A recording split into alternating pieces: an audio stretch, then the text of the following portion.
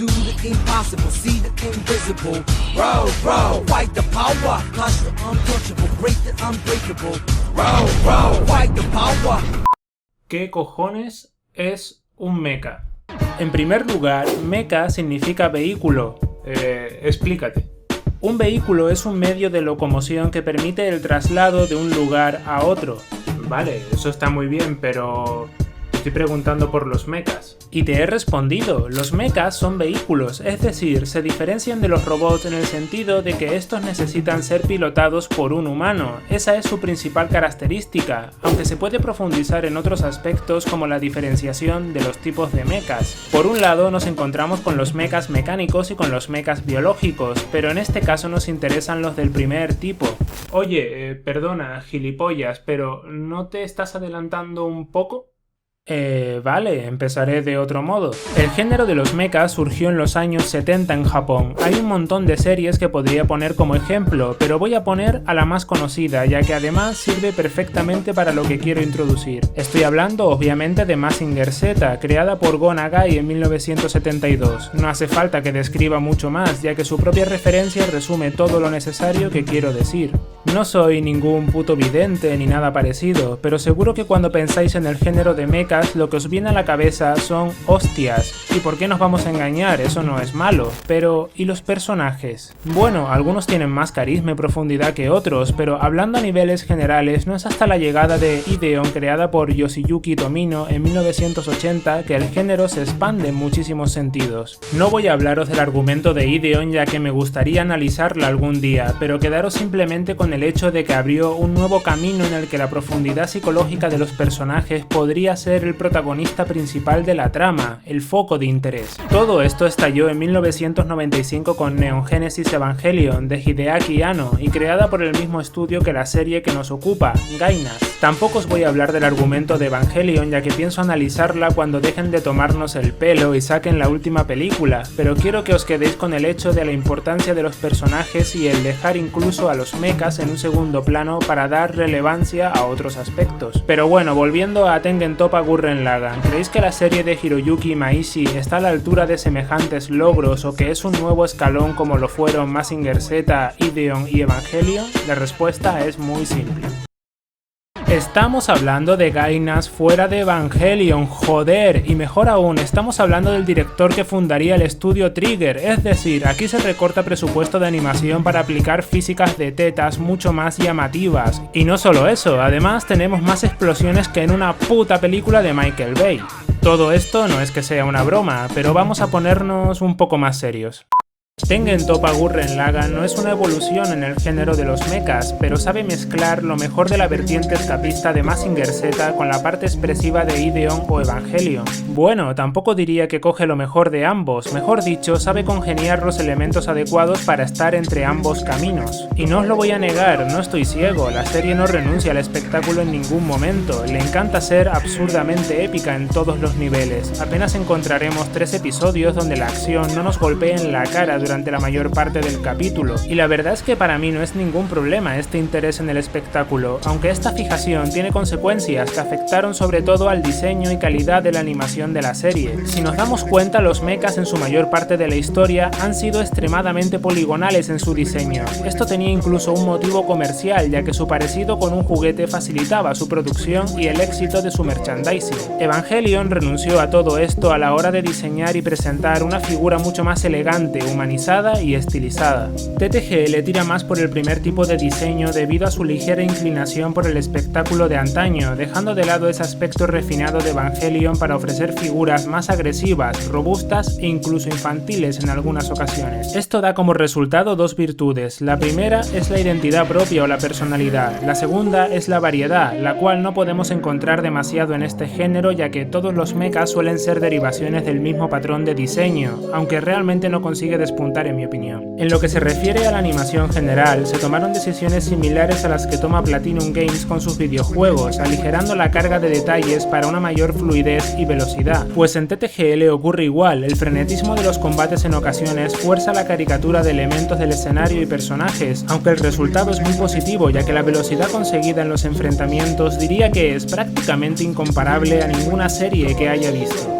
Pero centrándonos en el tema, TTGL es una serie de anime que roza la perfección en lo que se refiere al ritmo narrativo, y no es el mejor elogio que puedo darle, ya que lo más admirable e insólito es que debajo de todas esas explosiones y del frenetismo más absurdo es capaz de contarte una buena historia, de desarrollar lo justo y necesario a sus personajes principales y de asegurarse que los secundarios cumplan su papel y funcionalidad sin grandes alardes. Puede que penséis que esto no es para tanto, pero hay series que se dedican exclusivamente a desarrollar a sus personajes y la historia con un ritmo infinitamente más calmado y no consiguen nada. TTGL en cambio lo logra sin apenas dar un respiro al espectador, es salvando muchas distancias y en varios apartados como la nueva película de Mad Max. Pero claro, ¿qué desarrolla TTGL? Voy a centrarme únicamente en dos personajes, Simon y Kamina, mientras tanto profundizaré en otros aspectos de la trama.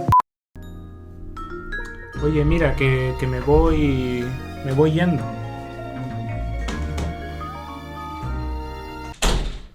Empezaremos con Simon, el protagonista absoluto de la serie. Todos los actos que ocurren en el mundo le afectan en mayor medida a él y sirven para modular sus diferentes etapas de la vida. Como ya estáis imaginando, gran peso de la serie recae en desarrollar un aspecto de este personaje, la madurez. A modo de apunte, tengo entendido que en psicología el taladro es un símbolo que hace referencia al carácter obsesivo de una persona, y la verdad es que esto me sirve muy bien para tratar a Simon e incluso a Kamina más adelante. Como ya sabéis, la sociedad se ve obligada a vivir bajo tierra, ya que si salen a la superficie serían asesinados por los hombres bestias y sus Gumen. Este contexto es utilizado por la serie para tratar de manera ligera el aislamiento y el conformismo. Este plano es muy significativo para mostrar la ambición de nuestro protagonista. Se desmarca del resto, aunque como descubriremos, su motivación es conseguir tesoros, algo que también puede derivar en otras muchas connotaciones. Gracias a ello consigue su llave espiral y poco después nos presentan su personalidad.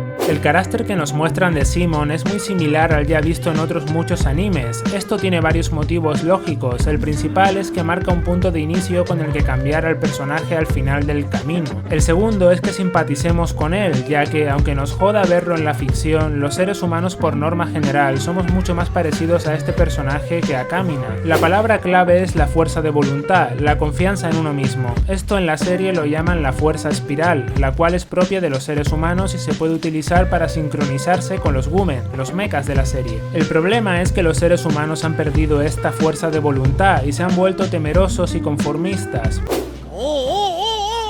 Pero para eso está Kamina. Incluso con su pequeña base traumática, sus virtudes y convicciones resultan tan inamovibles que es capaz de cambiar o modificar su entorno mediante la inspiración. Kamina es prácticamente un personaje arquetipo, personifica varias virtudes como la confianza en sí mismo, un valor absoluto, las ansias de descubrimiento y la capacidad de liderar a sus compañeros gracias a su descomunal confianza. Una fuente de inspiración inagotable para el resto del mundo que vive aislado, atemorizado y con un sentimiento de conformismo casi absoluto, de no querer llegar más allá, de estancamiento.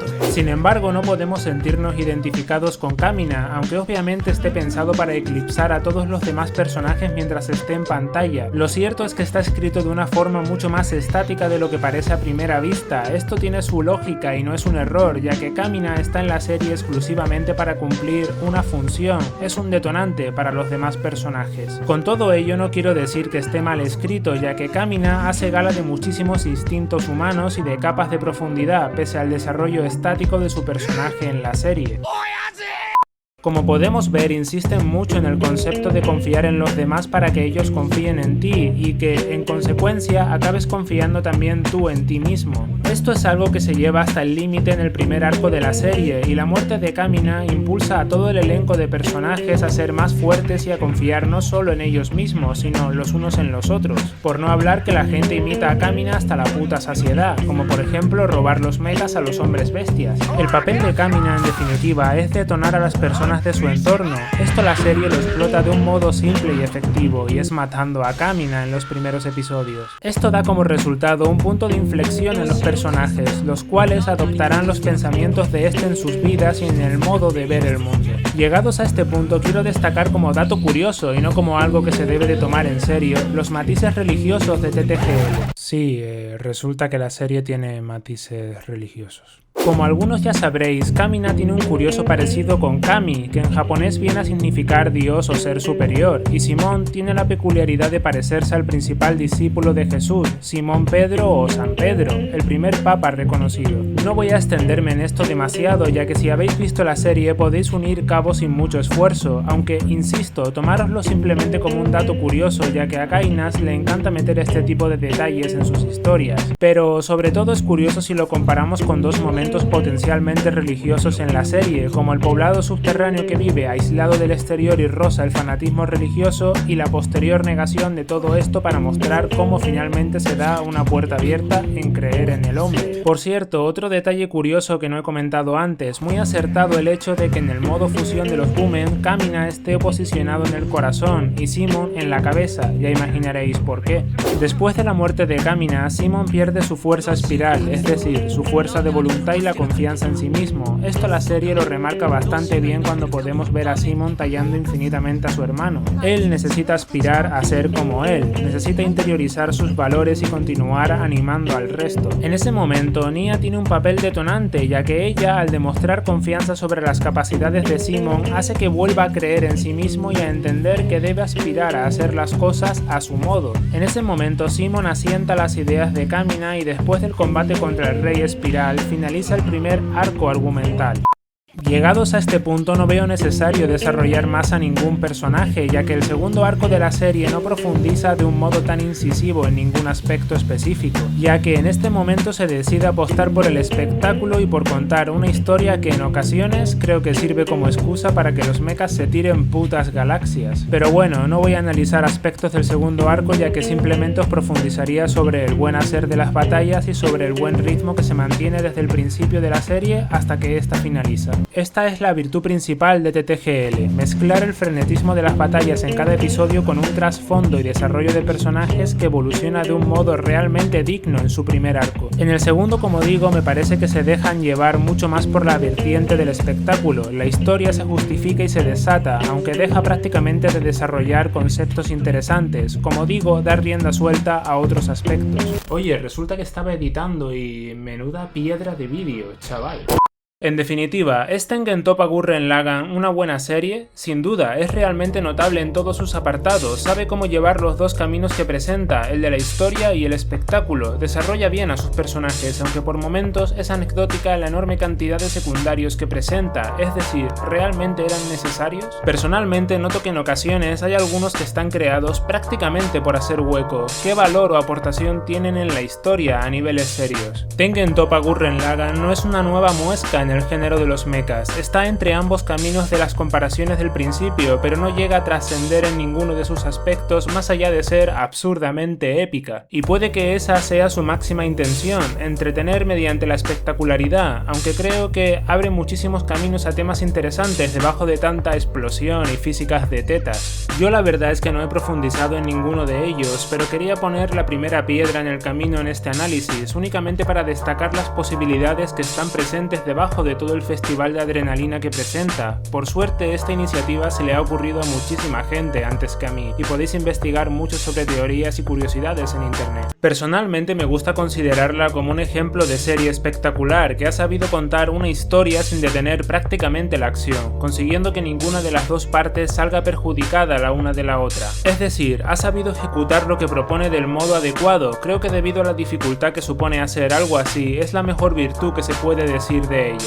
El problema, en cambio, es que para ser una serie que grita valores como ascender por encima de los límites, saltarse las reglas, tener confianza en uno mismo e incluso trascender, pienso que se ha quedado a medio camino y que realmente lo que ha demostrado es tener confianza en sí misma, no creo que haya dudas de eso. Esto, sumado a otros pequeños fallos menores que no merecen ni ser mencionados, hacen que TTGL se aleje de estar en un plano superior como otras de su género, pero en cambio no la aleja en ningún momento de la notable experiencia que es ver posiblemente una de las series más inspiradoras y épicas jamás creadas.